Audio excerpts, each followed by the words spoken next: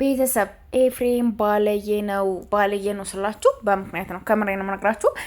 ሩታ ጋር ምን እያደረገ እንደነበረ አስቡት። ገባችሁ አይደለ?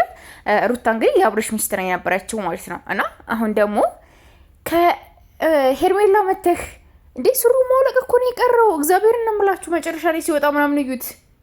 ሱሩን እኮ ቀበቶ ፈቶ ነው እንደሄዱ ይህ ልጅ ነው ያልኩኝ። እግዚአብሔርን ማለት ምንድነው ሀሳብህ? ምንድነው ነገሩ? ለዚህ ነገር ምንድነው ያነሳሳህ ነገር? አብርሽ ሴት ነው ያለው። አብርሽ እንግዲህ ትናንት ላይ ከልጁ ጋር ሻወር ሲወስድ አይታችሁት ከሆነ ከሩታ ቤት ነው ያለው። ምን እንደተደረገ ታግቶም ይሆን ምንም ይሆን ነው አላውቅም። እንግዲህ ከሩታ ቤት ነው ያለ። እዚህ ጋር እንግዲህ የሴቶች ሻምፖ ኮንዲሽነር ምናምን ላይ አይታችሁ ሁላችሁም ብዬ አስባለሁና እንደዚህ ካለበት ቤት ነው ያለው። ገባችሁ አይደለ? ከሩታ ቤት ውጭ ሌላ ከማንም አይሆንም። እንደገና ደግሞ ከሄርሜላ ቤት መጥቶ ልጁ ጋር ሻወር ሊወስድ ምናምን አይችልም። ገባችሁ አይደለ? ስለዚህ ይሄ ነገር አብርሽን ከሩታ ጋር አድርገውታል። ኤፍሬም ደግሞ በቃ ሊያጠላን የፈለገው። ገባችሁ አይደለ? የወንድም ጠላት ማለት ኤፍሬም ነው። ኤፍሬም ሄርሜላና አብርሽን ለማጣላት ነው ይሄን ነገር ያደረገ። እንደዚህ እያልኳት ነበር፣ እንደዚህ ነገ ሌላ ቪዲዮ ይዞ ይመጣል እኮ። ገባችሁ አይደለ? ከዚህ ከካሜራ ጀርባ ላይ ምን እንደተከሰተ ምን እንደተደረገ ምን እንደሆነ ምናምን ምንም የምታውቁት ነገር የላችሁም። የሆነ ነገር አስገድሮ የሆነ ነገር አድርጎ ሊሆን ይችላል ምናምን። ከዛም በኋላ ነገ እንደዚህ እንትን ብላለች እኮ እንኳንስ ከሌላ ሰው ጋር ከኔ ጋር እንኳን እንደዚህ እንትን ብላለች፣ ስለዚህ አትሆንህም እንደዚህ ነው ምናምን ብሎ የሆነ ሌላ ነገር እንትን ሊል ይችላል። እንደገና መጨረሻ ላይ ካሜራ ከጠፋ በኋላ ምን እንደማያደርግ ምን እንደተፈጠረ ምናምን አታውቁም። ገባችሁ አይደለ? አብሬ ሲጀመር ሌላ ምሰራው ስራ የለህም። ዩቲዩብ ነው ስራ አይደለ? የት ነው የምትሄደው? ልጅ ማየት ያለብህ ቀን ወጥቶልሃል። ማክሰኞ፣ ሐሙስ፣ አርብ ተብሎ ማለት ማክሰኞ፣ ሐሙስ፣ ቅዳሜ ነው የተባለ ልጁን እንዲያይ ማለት ነው። ከዛ ውጭ ማንጋ ነው የሄድክ? ሄርሜላ ለብቻው ልታወት የምትችለው። ሄርሜላ ደግሞ ማንም ስለከፈተብሽ ማንም በር አንኳኩቶ ስለመጣ ሁሉ የማንንም በር ከፍተሽ ማን መጣችሁ ምናምን ማለት የለብሽም። ለማንም ፊት መስጠት የለብሽም። ነገሩ ያስደፈረሽ አብርሽ ነው ብዬ ነው የማስበው ማለት ነው። ገባችሁ አይደለ? ከሚስቱ ጋር ድሮ ሚስቱ ጋር ያስቀርባታል። እንደዚህ ነው በዚህ ገብቶ በዚህ ወጥቶ ንትርክ ውስጥ ያስገባታል። እንደገና ወንድሞቹ ያልተቀበሉት በቃ ይሄን ነገር አክሴፕት ያላደረጉትን ወንድሞች ከሷ ጋር ያዋራሉ፣ ከሷ ጋር ጭቅጭቅ እንዲፈጥሩ ያደርጋሉ ምናምን።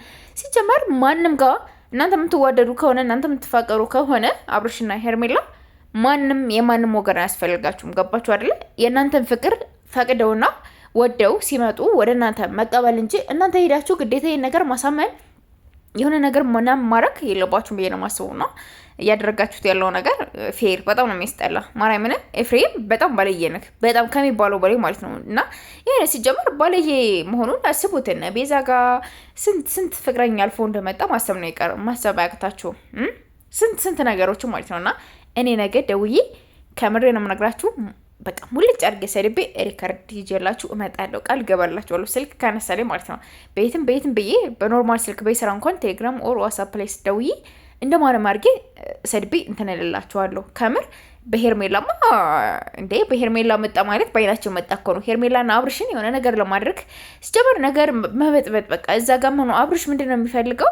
ኤፍሬም አብርሽ የበታችነት ስሜት እንዲሰማው ብቻውን እንዲሆን ምናምን ነው የሚፈልገው ማለት ነው። ኤፍሬም አሁን ብዙ ሰዎችን ወዲ አናወጠ። አሁን ላይ ምንም ነገር ማንም እየተጠጋው አይደለም፣ ማንም እየቀረበው አይደለም። ማንም የሆነ ነገር ሲጠይቅ አክሴፕት እያደረገው ስላልሆነ አብርሽም እንደዚህ አይነት ስሜት እንዲሰማው ነው ማድረግ የፈለገው ማለት ነውና በጣም ነው የሚያስጠላ።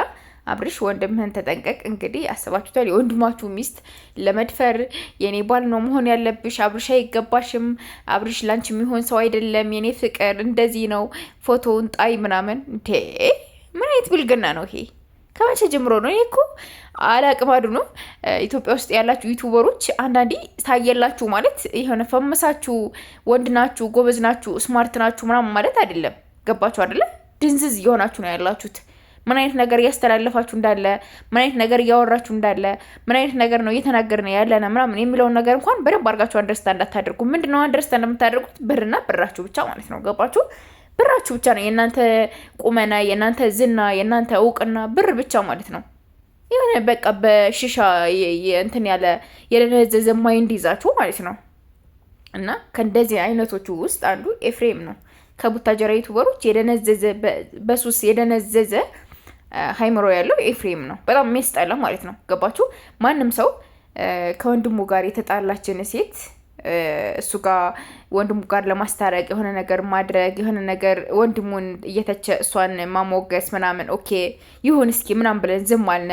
አሁን ደግሞ በቃ በደንብ ተስማምቶ